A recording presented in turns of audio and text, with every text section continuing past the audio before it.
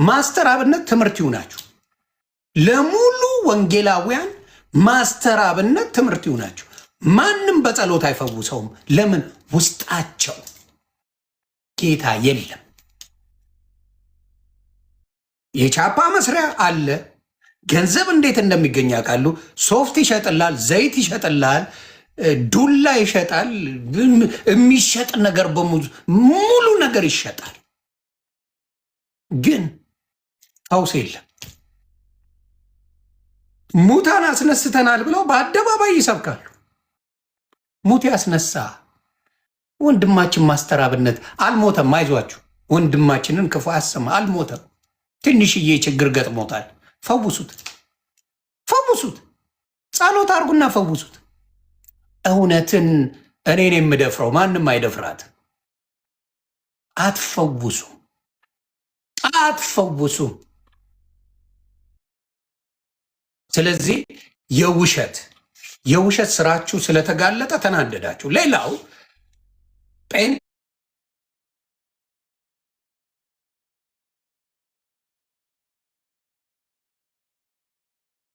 ነው የሙሉ ወንጌል ሌላ ነው፣ የምናምን ሌላ ነው። እስካቦኛ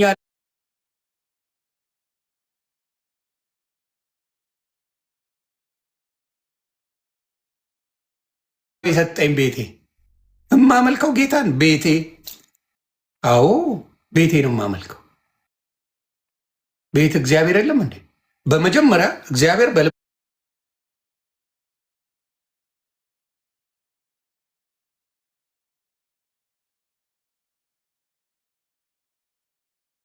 አዲስ አበባ ልደታ ሰፈር እስከምታውቁት አብዛኛው እንዲያውም ከበሮ የሚመቱ ልጆች የሚታወቁ ነበሩ። ደስ የሚሉን መዘምር ነው፣ እሰይ ስለት የሰመረ ነው ምናምን ነው የነበረው። ጎንደር እንደዚህ ሆና አታውቅም። በጥምቀት እንደዚህ ሆና ከአዲስ አበባ ጎንደር እየተሄደ ተደርጎ አይታወቅም። አነቨር ሄርድ ኦፍ ኢት። አሁን ግን ለማሰደብ ለማዋረድ ኦርቶዶክስን ይኸውላችሁ፣ እነሱ ጭፈራ ቅምቀማ ነው ምናምን። ቲክታከሮች ደግሞ አሉ መሀይም ሃይማኖታቸው ቢሰደብ ምንም የማይመስላቸው ምን የመሳሰሉ ጥርባል። በበፊቱ ጭንቅላቴ ቢሆን ይሄ ለእኔ ጥብስ ነው። ይሄ ለእኔ በበፊቱ በነ ኤርምያስ አይነት ጭንቅላት ብሆን ይሄ ለእኔ ጥብሴ ነው። ምንድን ነው ብዬ ከጀርባ ያለውን ሴራ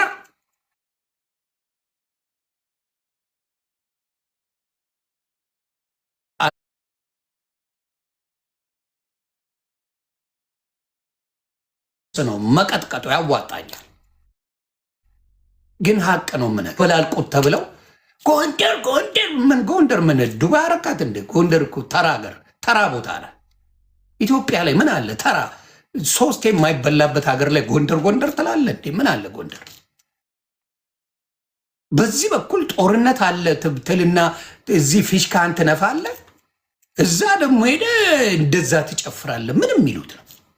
ሶስት የማይበላበት ሀገር ጎንደርን ትበጠረቃለ እንዴ?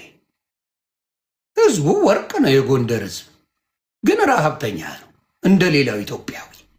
በዚህ በኩል ጦርነት አለ ትለኛለ፣ በዚህ በኩል ብልጽግና ገደለን በቃ አላስቀምጠን አለን ትለኛለ። እዛ ሄደ ጎንደር እያል ትጨፍራለ። ያውም ዘፋኞች እንዳይዘፍኑ አድርጋችሁ ዘፋኝን ተቃውመ። አስታውሳለሁ አዋሳ ገብርኤል የዓመቱ በዓል ሲከበር አንድ ሆቴል ለብቻዋ አስተዋውቃ የሆነች ልጅ ተቆርጥማ ልትበላ አደረጋችሁ። አንድ ቦታ ላይ። ጎንደር ላይ ግን 44ቱ ታቦት ይወጣል ብላችሁ ድብልቅልቅ አድርጋችሁ ስጨፍሩባት፣ ስትበላቀጡባት፣ ብልግና ስትሰሩባት ከረማችሁ። ተሰድ ጎንደር እንደዚህ አይነት ነገሩን እንዳታስተናግጅ። ጎንደር ይሄንን አይነት መንፈስ መውጋት አለብሽ። ጥሩ አይደ ብልግና ታቦት አስገብቶ ይጨፍራል። ምን ነው ሌላ ቀን ብትጨፍሩ? ሰው እንዴት ታቦት አስገብቶ ይጨፍራል? በእኛ ዘመን እኮ በእውነት እኔ ልጅ ሆኜ ታቦት እንፈራለን። የእግዚአብሔር ቃል ስላለበት በጣም ነው የምንፈራው። እግዚአብሔር ነገር ያለበትን አትሳፈጠውም። ምን አይነት ብልግና እንደሆነ ግራ ነገር። ታቦት አስገብቶ ወደ ጭፈራ ይኬዳል። ምን ጉድ ነው? ምንድን ነው የተማራችሁት? ጎንደር በዚህ እንደ ህዝብ ይቅርታ መጠየቅ አለባችሁ። ብልግናን የሰራችሁት ኦርቶዶክስን አሰድባችኋል። አዲስ አበባ ላይ ያለው አልተሰደበም፣ ኦሮሚያ ክልል አልተሰደበም፣ ደቡብ ክልል አልተሰደበም። በዚህ ጉዳይ ደፍንሊ ጎንደር አሰድባችኋል። እንደ ህዝብ ይቅርታ መጠየቅ ባለጌ ሆናችኋል። ግልጹ ነው የምነግርህ። ብልግና ነው። በጌታ ጥምቀት አይጨፈርም። በጌታ ጥምቀት በጌታ ቀን አይጨፈርም። ባለጌነት መረንነት ነው፣ መረን። ስለዚህ ከዚህ ነገር ተቆጠቡ። ጎንደር ባልገሻል። ግልጹ ነው የምነግርህ። ጎንደር ባልገሻል። ብልግና አይጨፈር። የጥምቀት ቀን የጌታ ጥምቀት አይጨፈርም። ጌታ ኢየሱስ ይቅር ይበላችሁ። ጥሩም አይደለም። ስለዚህ ይሄንን በደንብ ለጎንደር ህዝብ አድርሱ። ሁለተኛ ሊጨፍር የሚመጣውን እዛው ቀርበል ይልቀር አልፈልግም። ጎንደርን አላሰድብም። ጎንደር ከነ ክብሯ የነ ፋሲለደስ ሀገር ናት። የጨዋዎቹ የጀግኖቹ ሀገር ናት። ተግባባን። የነ አፄ ቴዎድሮስ ሀገር ናት። የጀግኖች መፍለቂያ ናት። ስለዚህ ያችን ጎንደር አታዋርዱ። የማንም አዝማሪና ወሮ በላ እየመጣ ጎንደርን ባዋርድ ደስ ይለኛል። ጎንደርን ለጭፈራ ቤት አታድርጉ። ስለዚህ በደም ፖለቲካ ተሰርቷል። አልገባችሁ? እዛ ስጨፍሩ ስለ ጦርነት አታወራም። ብልጽግና ረሚም ቢያደርግ ዛሬ ወጥቶ ድፍን ጎንደርን ጭጭ ቢያደርግ ማንም አይጠይቀው። ትላንት ስጨፍር ነበር፣ ማንም አይጠይቀው። ስለዚህ የአማራን ፖለቲካ ዱቄት ከተታችሁት እራሳችሁ። ስለዚህ በጀት ተመድቦ የሚሰራውን ነገር ቆም ብላችሁ ብታስቡበት የጎንደር ወንድምና እህቶች ጥሩ ነው። በህዝባችሁ ላይ ነው የተሳለቃችሁት። ስለዚህ ይቺን ነገር የጎንደር ልጆች ጎንደርም ሄዳችሁ እዛ ስትበላቀጡ የነበራችሁ ተባርካችሁ አልመጣችሁ። ለቅድስና አልሄዳችሁ። ለቅድስና ጎንደር ድረስ አትሄዱም። መመነኛ አትሄድም። ለዋልጌነት ለባለጌነት ትሄዳላችሁ። ምንም ችግር የለባችሁ። ለቅድስና ቤተክርስቲያን እንኳን አትሄዱም። ወንጌል እንኳን አትማሩ። ይሄ ችግር አለ። ስለዚህ ይህን ችግራችሁን አስተካክሉ ለማለት ፈልጋለሁ። ስለማይጠቅም ኔክስት ይር አይደገምም፣ እርግጠኛ ነኝ። ከደገማችሁ ወቅጣችኋለሁ። ለዛ ያብቃን። ኔክስት ይር ጨፍርና ጎንደር አለቀልሽ፣ ትረገጫለሽ እንደ ጉድ። ለአሁን ምክር ነው። በሚቀጥለው ይሄ ዳንኪራ አድርጊና ታቦት ሲገባ ረገጣው ይቀጥላል። ሽባ ነው ማድረጋችሁ። ሀቅ ነው የምነግር። ሽባ አረገ። አሁን ምክር ነው። በሚቀጥለው ረገጣ ነው። ስለዚህ የጎንደር ልጆች እግዚአብሔር ምስክር ይደብሯቸዋል። ተለቃቅመው ሄደው ነው ጎንደርን ያሰደቧት። ተለቃቅመው ከየት እንደመጡ አይታወቁም። ተለቃቅመው ሄደው ጎንደርን አሰድበው መጡ። ስለዚህ ትክክል አይደለም። ጎንደርን አታሰድቡ። ጎንደርን በዚህ ደረጃ አታድርጓት። ስለዚህ ያንን ነው የምለው። ሰው ወደዛ እንሄዳለን። ሌላው እውነቱን ልንገራችሁ፣ እኔ ከዚህ በፊት ቴዲ አዋሳ ቤትም ገብተን በነገራችን ላይ ደስ የሚል ነገር አግኝቻለሁ። ኤፍሬም ባለጊዜው በጣም የምወደው ወንድሜ ነው። ኤፍሬም ባለጊዜው ከስንት ትግል በኋላ ዘማርያም 6 ወር ይሆናል ነገሩን ከሰራ በኋላ 6 ወር ይሆናል ቪዲዮ ሰርቷል። እንወያይ የሚል የዲቤት ጥሪ ብቃት ስላለው እውቀት ስላለው ይናርጓል። ኤፍሬም ወንድማችንም እውቀት አለው ብዬ እውቀት አለው አውቃለሁ። ስለዚህ እነሱ ሊወያዩ ተስማምተውልኛል። ኤፍሬም ባለጊዜው ወንድሜ እሺ ብሎኛል። እነሱ በመረጡት እሱ ምንድን ያለው አንተ በመረጥከው ርዕስ ብሎታል ዘማርያምን። ቴዲ አዋሳ ደግሞ የምንወደው የምናከብረው ወንድማችን ነው። ፌር የሆነ ወንድም ነው። እዛ ቤት ሄደው እኛ እንማርበታለን። አደራ ኮመንት ላይ ሄዳችሁ የሃይማኖት ነገር ሲሆን ብሽሽቅ ውስጥ አትግቡ። ኮመንት ላይ ዱቅ ብለን እናዳምጣለን፣ እኛ እንማራለን።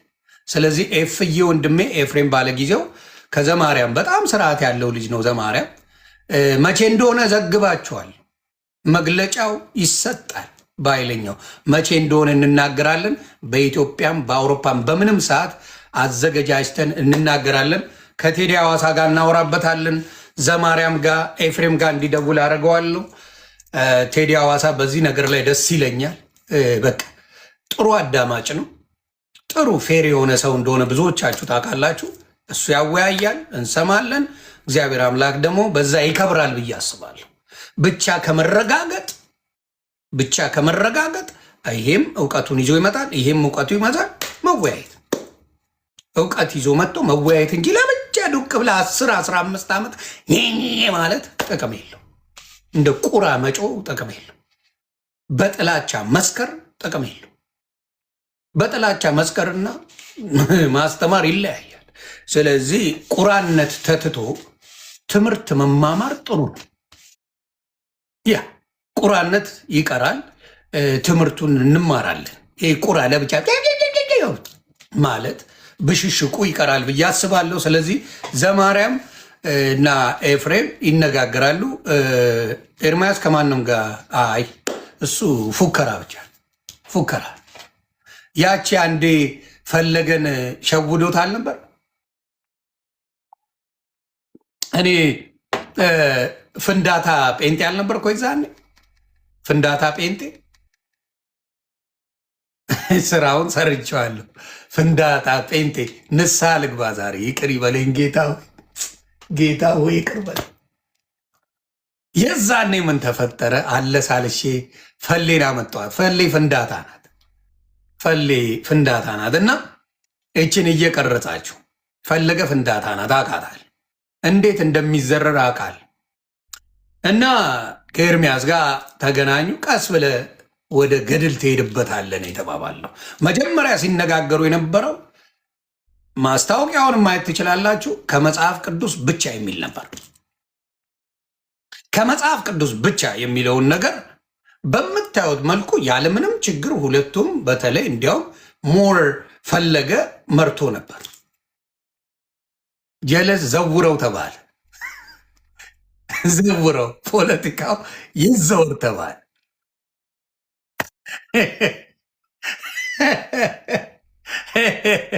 ከዛ በኋላ ላጥ ብሎ ወደ ገድል ሄደ። እናንተ እስከምታምኑበት ጊዜ ድረስ ይሄኛው ቤተክርስቲያኗ የምትቀጠለው ስለሆነ ገድል ብሎ ወደ ገድል ገባ። ወደ ገድል ገብቶ ነው ገደል የከተተው። ግን ገድልም ቢሆን ዘማርያም ያውቃል ለምን ገድል እንደተጻፈ።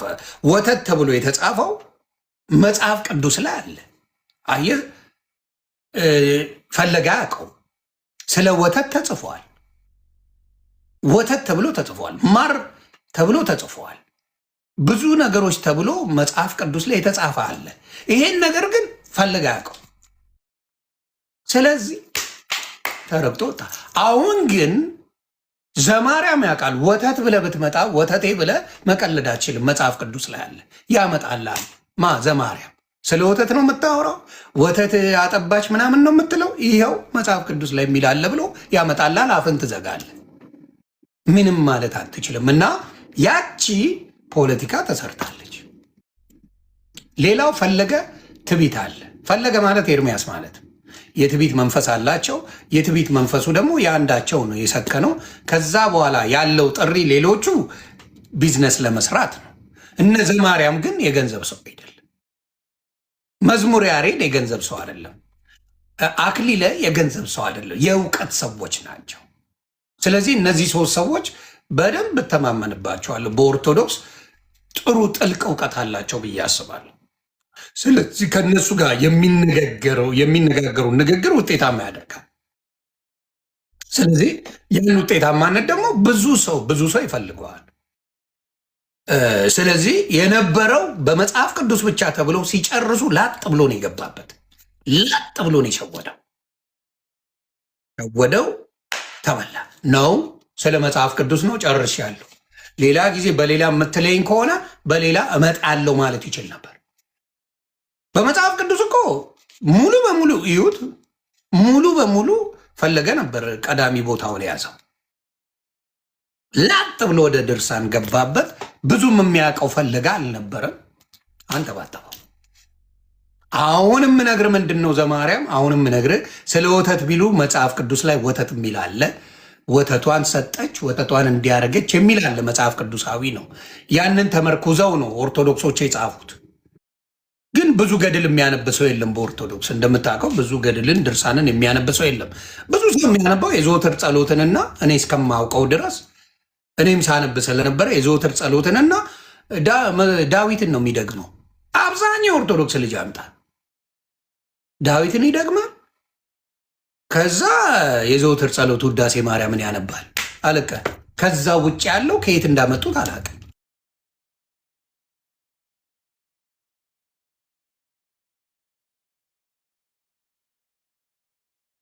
ይጠጣል። አልዋሽም። አብዛኛዎቹ ራፐሮች ፕሮቴስታንት ናቸው እና እውነትን ግን መቀበል አይፈልጉም። መስፈን ኃጢአት ነው። አዎ። መጠጥ መስከር ኃጢአት ነው። አዎ። መስከር ኃጢአት ነው። ግን መጠጣት ዋይን ክርስቶስ ሰጥቷል። ምን ልትሉ? አንዳንዱን ከወይን ራቅ ብሎ የጻፈ አለ። ራሱ ደግሞ ለራታቸው ብሎ ዋይን ያቀረበው ክርስቶስ አለ። የወይን ጉዳይ የቅምቀማ ጉዳይ ያወዛግባል መጽሐፍ ቅዱስ ላይ። ዋይኑ ውሃ ቢሆንና በተገላገለ የኔ አሁን መጠጥ የማይመቸኝ ለዛ ያወዛግባል። መጠጥ እውነቴን ነው ያወዛግባል። ዲመን አለው መጠጥ። እኔ ከጠየቀኝ የመጠጥ ደጋፊ አይደለሁ። መጠጥ አይመቸኝም። ለምን ብትል ያስረክሳል፣ ዱቄት ያደርጋል፣ ወራዳ ያደርጋል። እውነቱን ነው የምነግርህ። ሰክሮ የሚለፋድድ ዝምባም ያደርጋል። መጠጥ ቆሻሻ ነው፣ አዋራጅ ነው። እንዲያውም አንድ ዘፋኝ ብለዋል፣ በመጠጥ ደስታ ይገኛል ብላችሁ መጠን አትለፉ ትቃጠላላችሁ ምናምን ብሎ ያለው ሰው አለ። በዘፈን ራሱ ይመክራሉ አርቲስቶች። መጠጥ ምንም ክብር፣ ለመጠጥ ክብር የለኝም እኔ። ምክንያቱም እንደ ሆዲ አባውን ብቅል ያወጣዋል ይላሉ ሲናገሩ። ለምሳሌ ቀን ላይ ማህዬ ጓደኛዬን በጣም ነው የምወዳት። በውስጤ የሆነ ነገር ስትላየው ልበል፣ የሆነ ሶሻል ሚዲያ ላይ የጻፈችው ወይም ያለችው ነገር አለ ልበል፣ በሱ ደብሮኛል ንግግሯ ልበል፣ ግን አልነገርኳትም ጓደኛዬ ስለሆነች።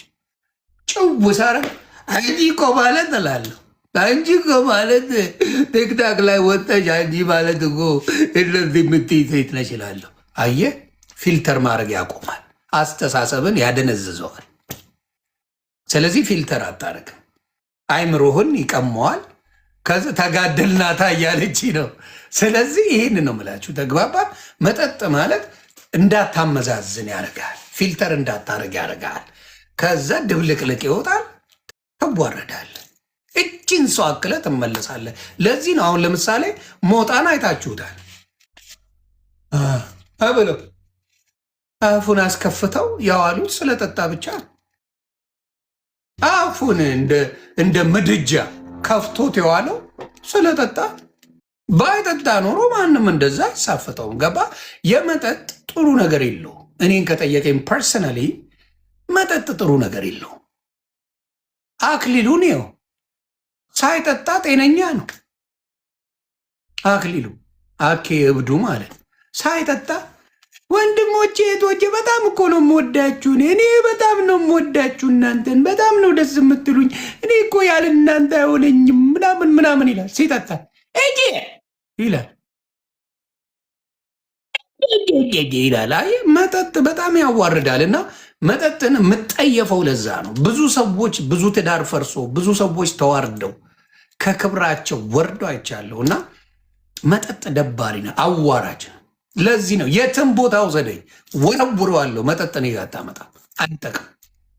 መጠጥ ከፈለጋችሁ ከቤተሰብ ከምትወዱት ሰው ጋር ቀረብ ብላችሁ ሌላ ሰው በሌለበት ፉት ፉት በል። ናት ግድ ህዝብ ባለበት ጌታ ኢየሱስ ምስክሬ፣ እኔ መቅመስ ራሱ ቢቀር ደስታዬ። ግን ሰው አያስችለውም። መጠጥ ደግሞ ሰው አያስችለውም፣ ይጠጣል።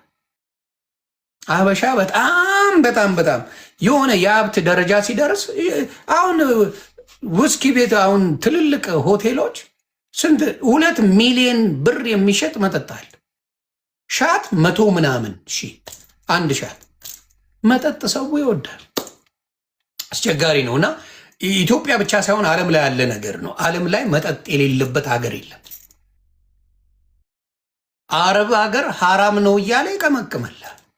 መጠጥ በጣም በጣም በጣም ሱሳሱስ ሰይጣን ያመጣብሃል። ደግሞ የሚደብር ነገር የሱስ ነገር ከሚያስጠላው ነገር ምንድን ነው?